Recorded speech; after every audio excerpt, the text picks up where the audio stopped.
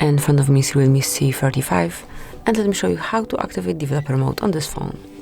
So first of all, just reach settings, then find and select about phone, and here you will notice version.